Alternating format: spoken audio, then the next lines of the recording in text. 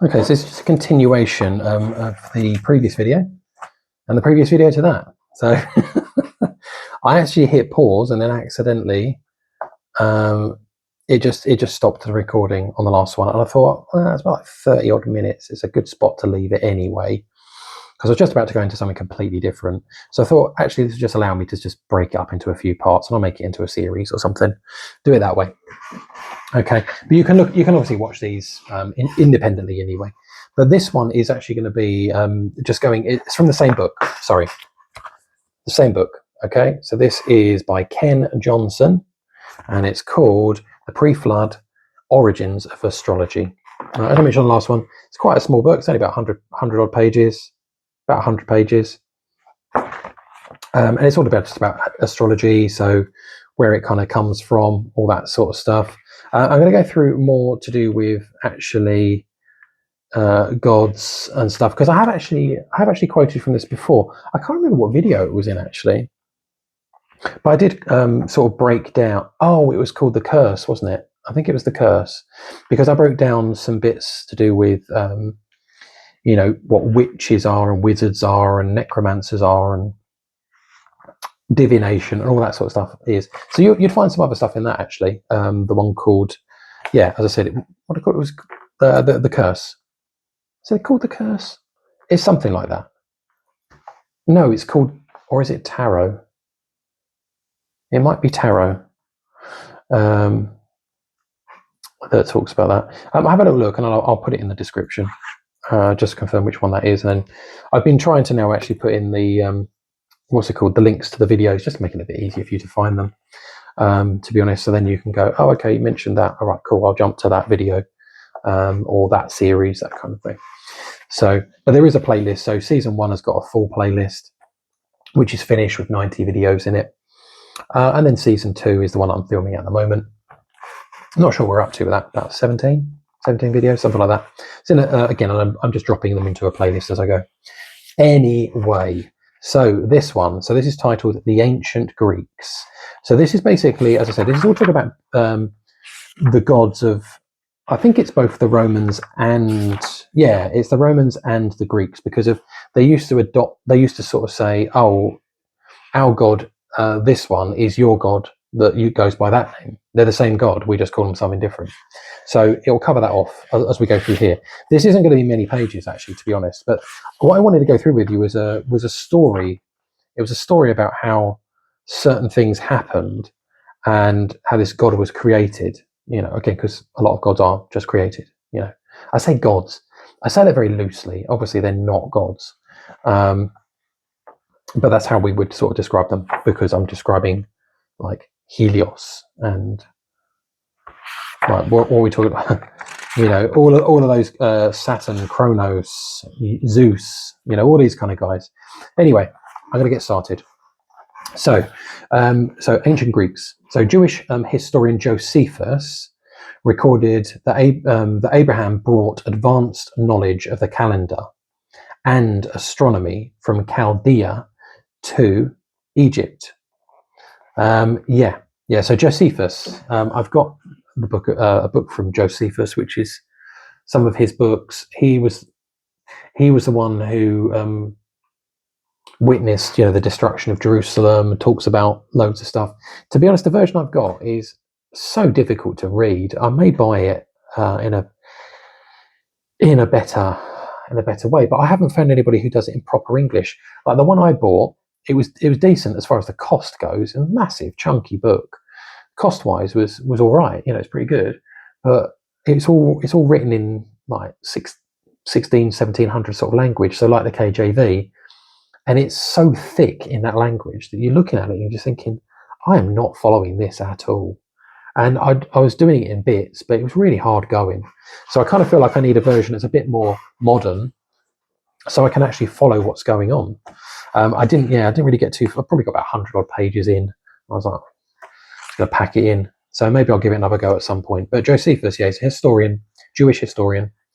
I won't go into who he is. I mean, I don't know a gigantic amount about it anyway.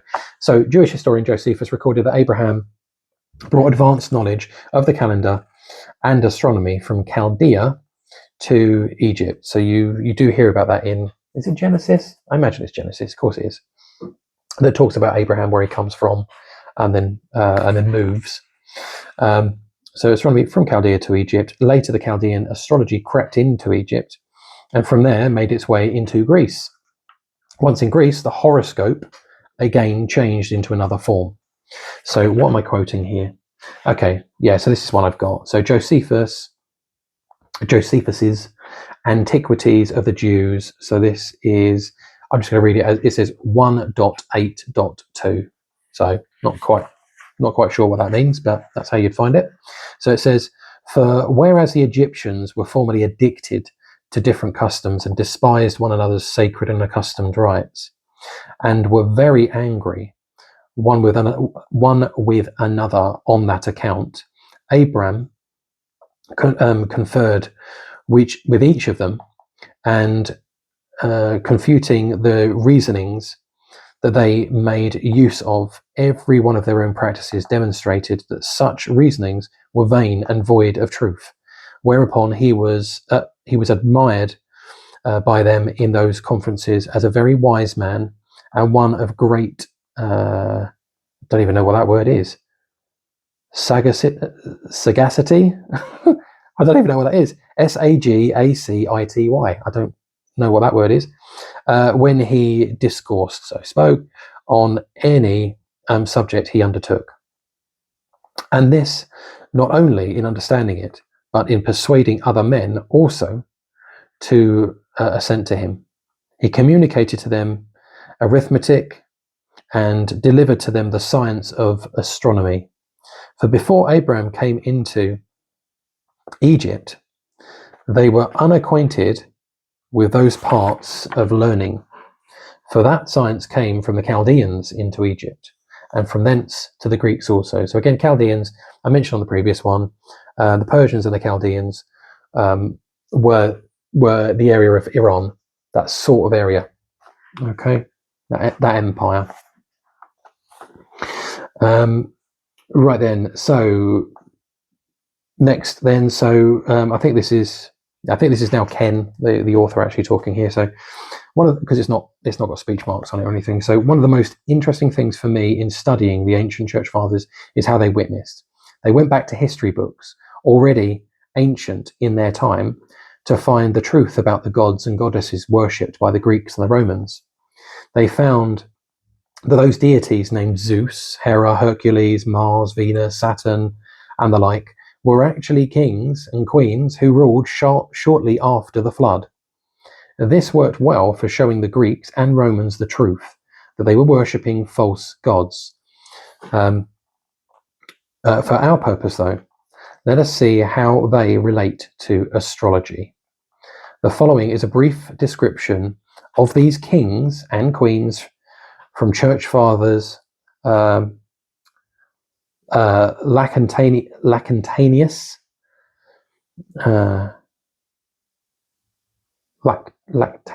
I can't say it.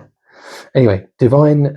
So these books, I'm assuming here. So Divine Institutes, Tertullian, Gods of the Heathen, Arnobius against the heathen, and secular historians Hesiod, Theognis, Apollodorus, Bibliotheca, and Hezron, Antiquities of Nations.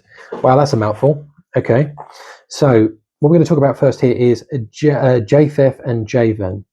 So these are going all the way back to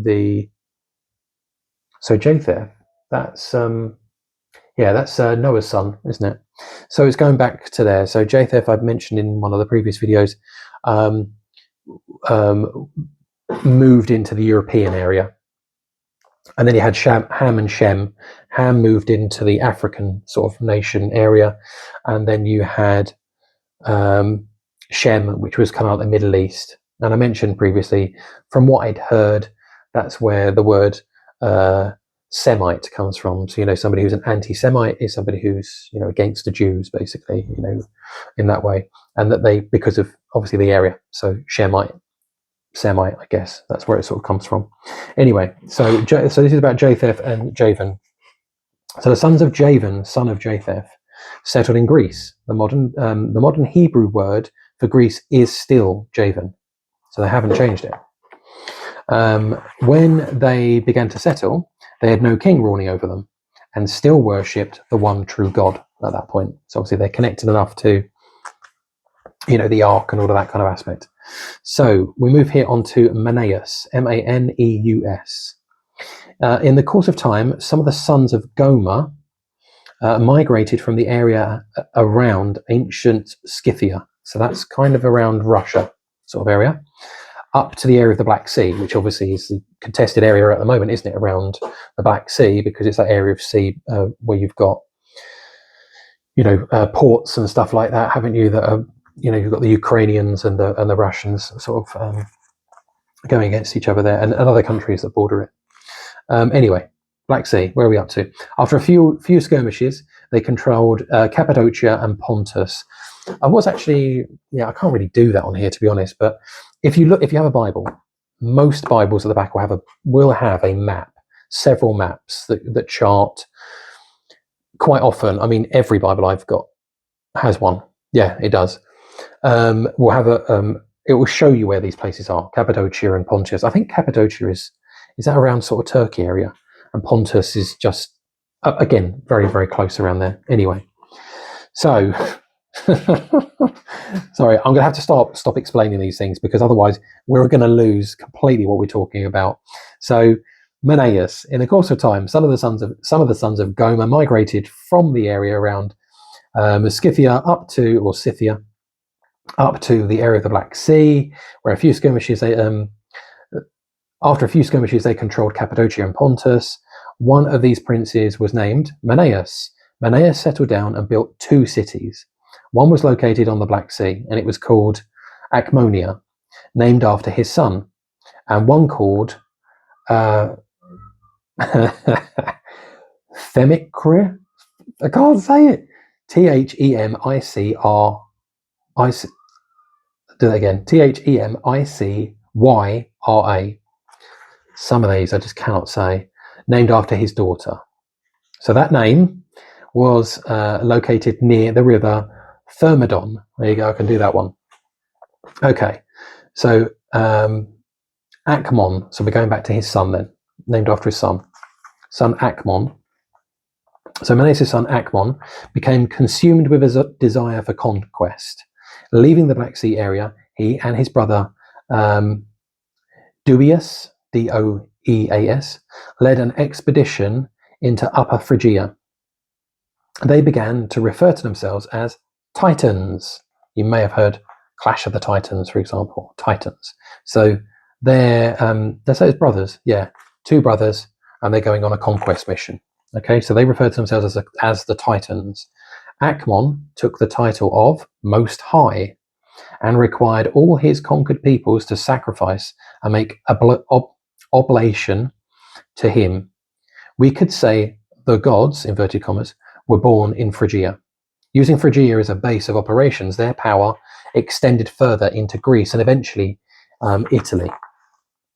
Okay, so now we've got Acmon's sons. Okay, so you've got Acmon's son was named Uranus,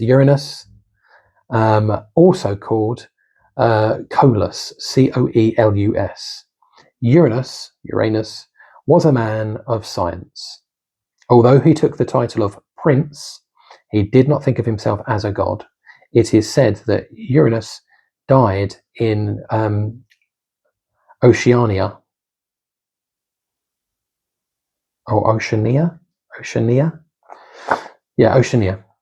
and was buried in the town of Eulatia, Aulatia. Okay, so we've got Acmon, who had a son called Uranus. Then we've got among the sons of Uranus were Titan and Saturn / Kronos. Okay, so Saturn's older brother, Titan, this is what I found really interesting, where it goes from here. Okay, so Saturn's older brother, Titan, wanted to rule the kingdom, but his mother, Ceres, Ceres, and 2 sisters supported his brother Saturn.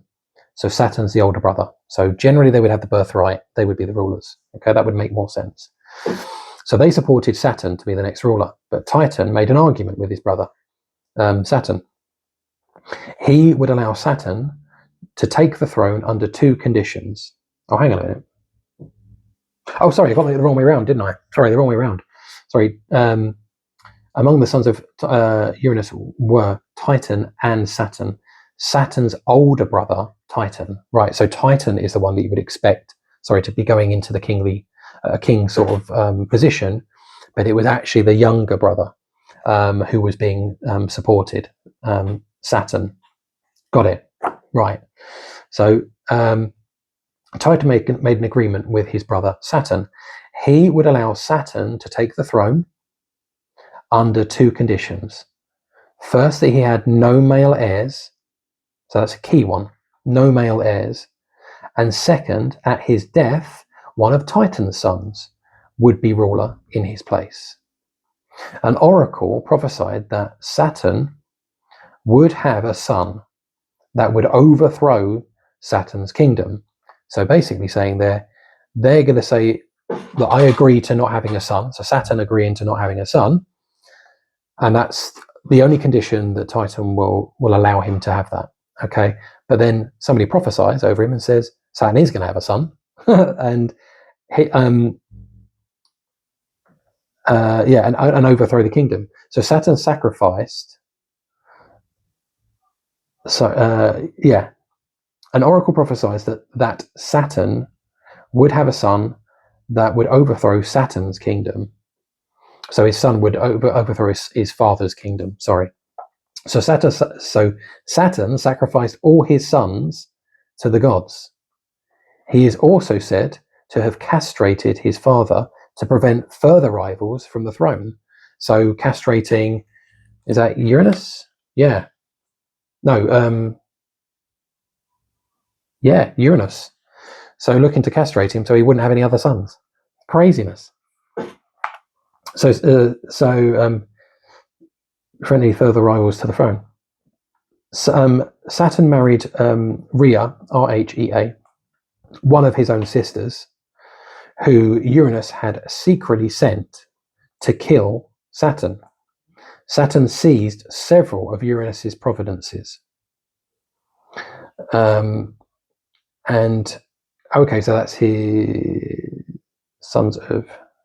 that's that's his dad, isn't it? So Saturn has seized several provinces of his dad, and in the end captured and confined Uranus, his dad.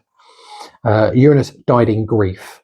Under Saturn's rule, his kingdom reached from Syria and Phoenicia all the way to Spain and Mauritania in Africa.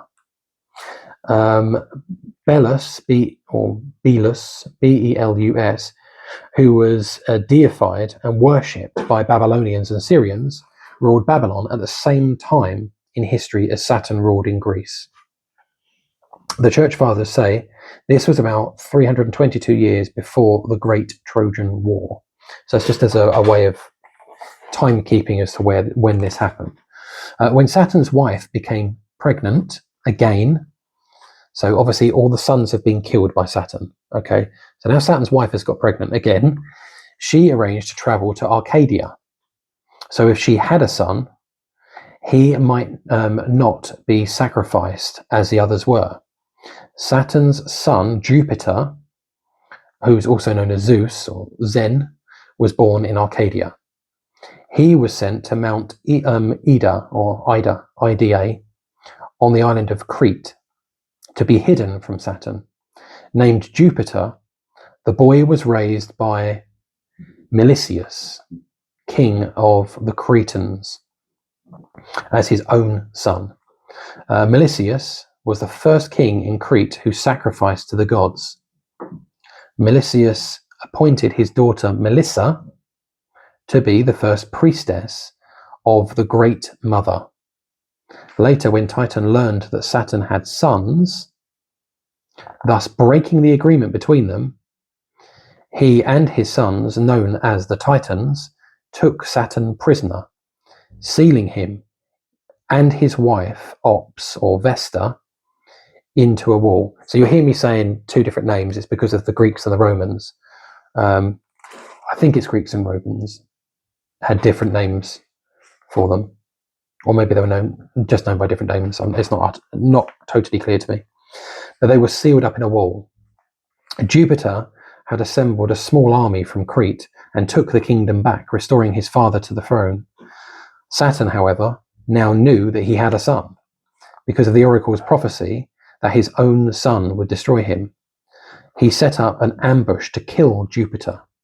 Saturn assumed that those to whom he had entrusted the government of Crete would still be loyal to him, and he led a small band of warriors into Crete, but Jupiter was ready for him, having turned the government to his side. Saturn fled to the part of Greece called Peloponnesus. Jupiter pursued his father to Peloponnesus, so Saturn fled further to Italy. When the Titans of some other provinces learned that Jupiter had dethroned Saturn and was determined to take over the empire, they formed a confederacy against him. Jupiter went as far as Spain to end the war. The last great battle was fought near the coastal city of Tartessa, a little north of Cadiz. Saturn later died, and some say he was buried on the island of Sicily, but others say his tomb is in the Caucasus Mountains, or Caucasus Mountains. It may be that he was originally buried in one place and then moved to another after the creation of a large temple for that purpose. Jupiter's tomb was still being shown in the 3rd century AD. According to Church Father Cyprian, that's what he's saying. The war between Jupiter and Saturn lasted for about 10 years, which occurred some years before the death of Abraham. After driving out Saturn, Jupiter violated his sisters. Great. And married one of them. He was well known for his many adulteries and his practices of violating young boys. If the war between Jupiter and Saturn was in the last half of Abraham's life, then the 10-year war can be dated between 2048 and 2123 AM. Is it Anamundi? Or something? No, what is it called? AM, something like that, which is a dating system from like Adam and Eve, from Earth creation. So that would be the 2048 years after Earth's creation. Okay, so that is something that's very, very interesting to go into, actually, with some of Ken's books, is where he dates loads of things on this other calendar, and you get some interesting stuff that comes up. I believe it's probably closer to, he says he thinks it's closer to 2123 AM. Jupiter divided the kingdom by lot amongst himself and two other brothers, Neptune, or also known as Poseidon, and Pluto, who had escaped Saturn's sacrifices. So these sons. Okay, fair enough. The empire of the east fell to Jupiter, and a portion of the west fell to Pluto, whose surname was Agesilaus, Agesilaus. The maritime coast, together with the islands, fell to Neptune. So a portion of the west fell to Pluto. The marine coast, together with the islands, fell to Neptune. And Neptune is also Poseidon, which is interesting. Again, I'm going to come back to some of these. I'm going to skim over these, get to the end of this bit. Actually, this is going to take a while just to get to here. So I'm going to cover some of those bits, actually. I'm just going to finish this little bit here, and then we'll come back to that. But Jupiter set up temple. Yeah, so where is it? Fell to Neptune. Ennius's history records many of the triumphs of King Jupiter. Jupiter set up temples in many countries to form alliances with those countries. Jupiter created a golden column in the Triflian temple, chronicling all of his triumphs. Jupiter's tomb is in Crete, on the north side of the city of Knossos. Knossos was supposed to have been founded by Vesta, his mother. So Vesta, so that was back here a little bit, wasn't it? What was, oh no, sorry, it hasn't mentioned that just yet. Okay, Vesta. Yeah, because I did see that somewhere. So I just thought, did we talk about that? Vesta, his mother. The inscription over the tomb of Jupiter says in Greek, Zan Kronu, which means Zeus, son of Kronos. Okay, so I'm going to stop there just for a moment, just to go for a couple of bits and pieces there. There's a lot there. There was a lot there. And I wasn't following it quite as well. When I read it, it's a little bit different, I think, reading it out than just reading it. Because I followed it a lot better then. So, yeah, so we're basically saying all of these sons that are getting born, there's obviously this prophecy that comes that, what was it again? Was it Saturn? Yeah, that one of no, sorry, I just realised the bit I wanted to cover off actually was Saturn is also Kronos. Okay, now if you've watched any of the trying to think of the films, you've got like the Clash of the Titans, and you've got there's a couple of films. I can't remember the one.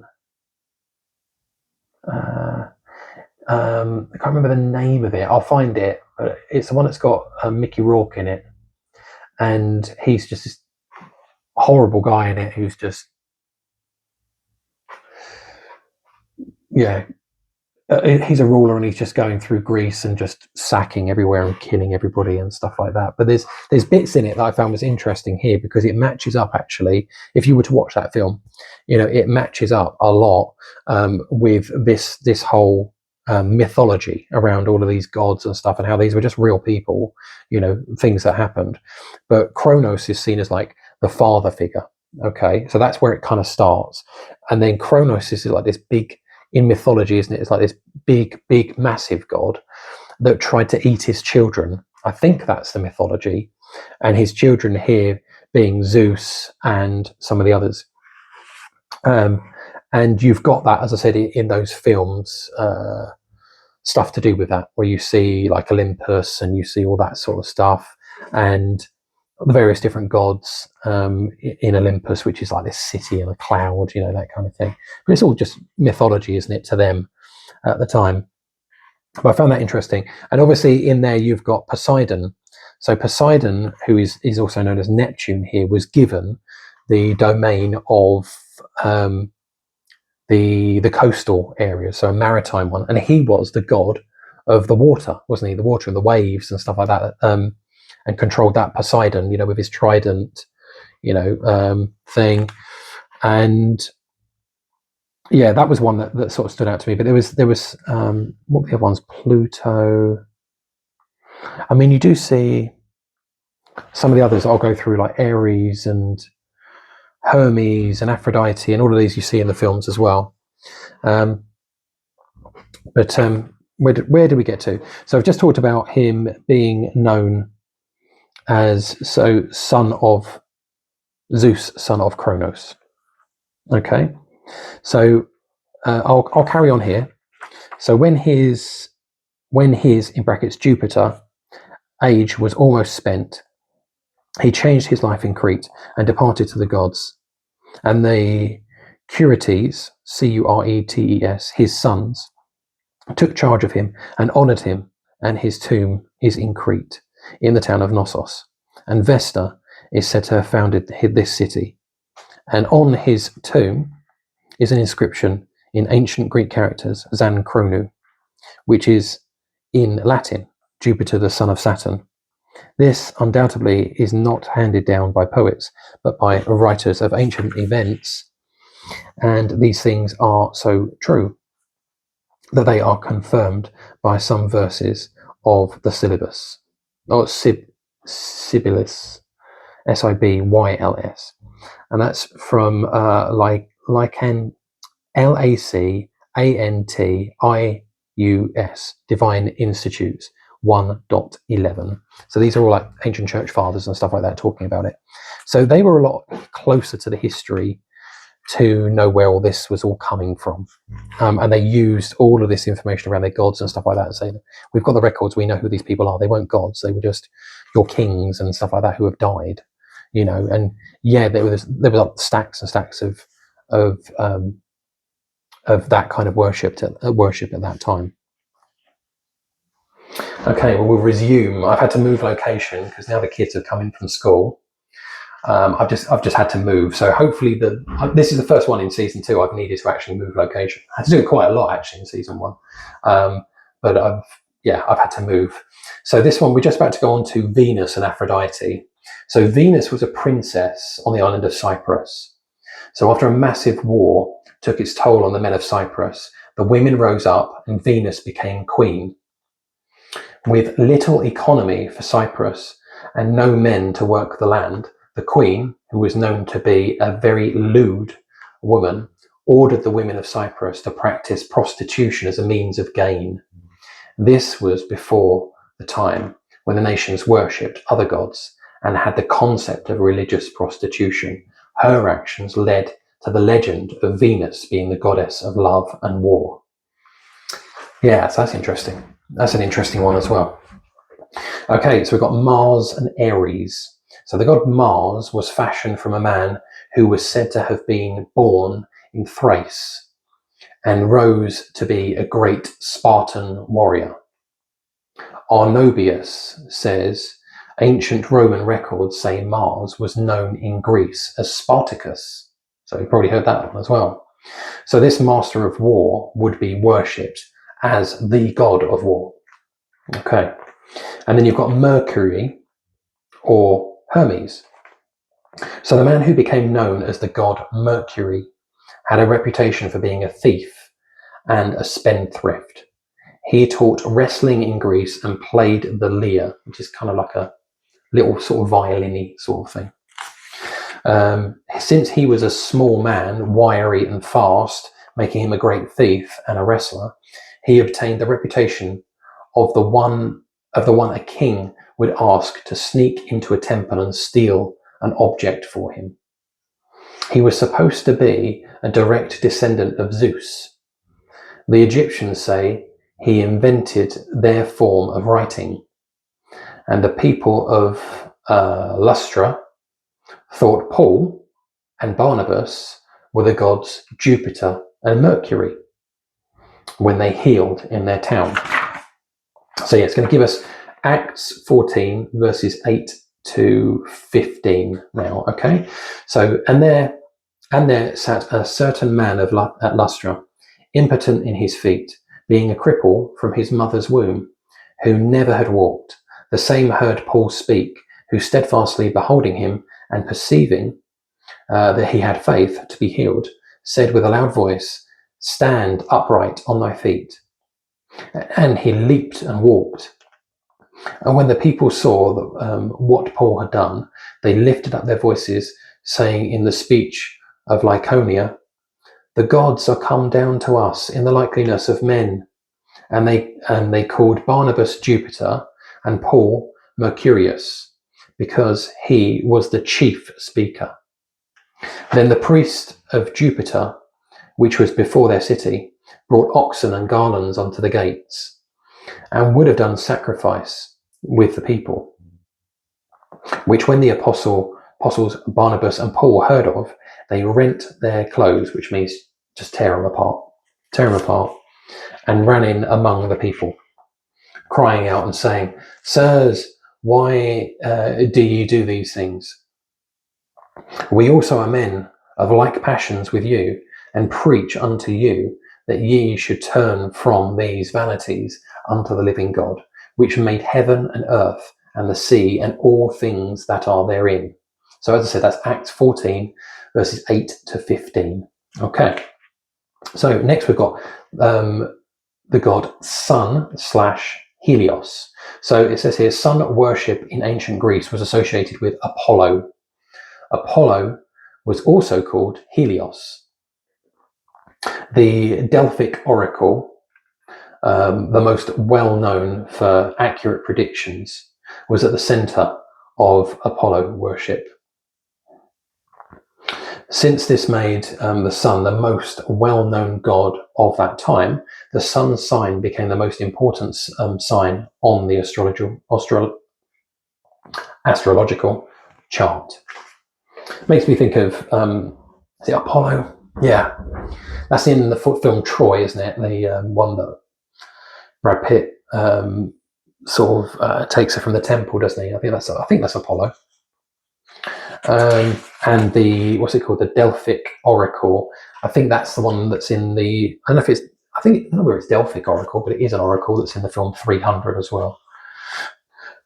Which of course is all ancient Greece. A Spartan. That's the Spartans. Anyway, so next one. So the moon, or also known as Selene, Selene. The Greeks worshipped the moon goddess Selene. She was the wife of Helios. Since the moon became the wife of the sun, the moon sign became the second most important sign, playing a major role in modern astrology, as well as the Hellenistic astrology practiced by those ancient Greeks.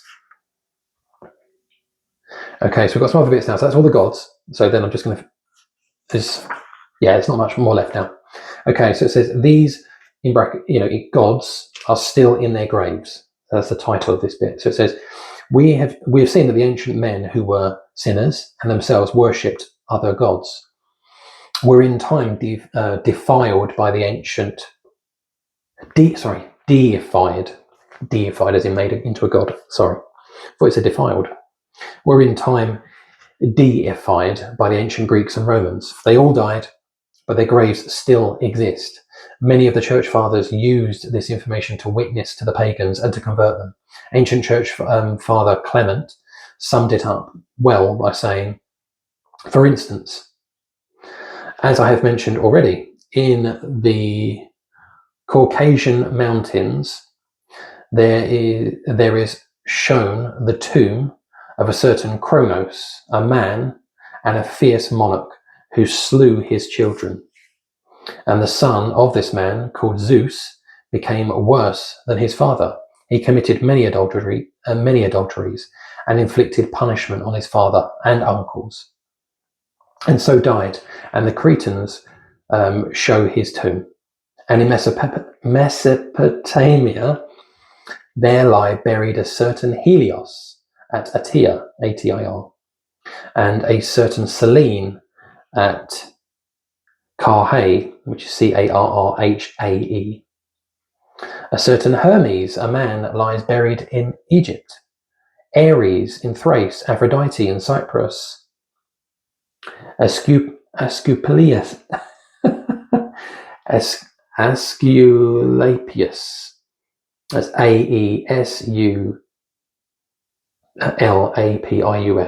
in Epidurus. And the tombs of many other such persons are to be seen. This is Clementine homily 6.21. Okay, so it's basically saying, at that time, they literally still have the graves, of these people. And they use that as a form of converting, speaking to people about, none of these are gods. These are all just men, just like you. They're people from history. There is just one true God. And obviously they talk through that with them. So next bit, the planets in astrology. So in astrology, when the planet Venus is in a certain house of your personal horoscope, it may denote an improvement or an unfortunate problem in your love life.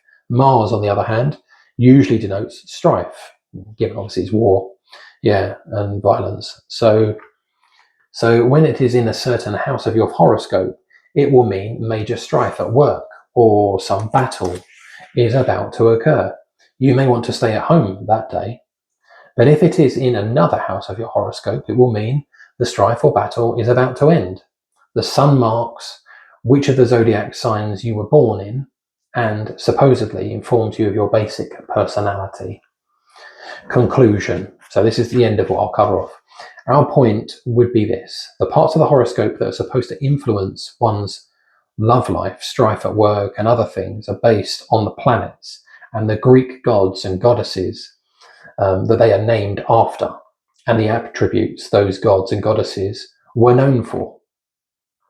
How is it then possible that I could be influenced in any way by a bunch of immoral, dead people that are still in their graves? Okay, so that's how it sort of ends it. I did look to see if there's anything interesting about star signs, like Aquarius. Where does that come from? Capricorn. Where does that come from? It doesn't say anything like that in this book, actually. I thought it was going to. It starts then going. Yeah, you've got all like the star signs and stuff like that. It's showing there, and it starts going into length of times of orbits and horoscopes, and then personal um, bits of scientific data and all of that kind of stuff. So it's not really much beyond that. So obviously I've not read the whole book, but I just thought I'd point out those bits which I thought were quite interesting, actually. Again, this is obviously not a dream video at all, so nothing to do with that. I remember actually being a kid, and I got some sort of astrology thing once, and I was really curious about it because I didn't know anything about it at all. And I remember looking at it, and it told you like what what was it? Who you're attracted to and who's attracted to you. And I always thought, well, that's a bit rubbish, isn't it? If you're not attracted to somebody who's attracted to you, well, how's that ever going to work out? But I remember actually at the time that almost it was like ex-girlfriends and people I really liked. I noticed they were all the same star sign, and also the that it was the one that I was supposed to be attracted to. And I thought, how weird. It was like three in a row or something like that. I was like, oh, they're all the same star sign. That's bizarre. And so I thought there's something to it. Obviously, I didn't take it any further or anything like that, but I remember sort of looking into that for a little bit. But as I said, I always thought, well, how's that ever going to work out? So I'm going to be attracted to somebody, but they're not going to be attracted to me. They're going to be attracted to somebody else. So how's that ever going to work out? It's just weird, really, really weird.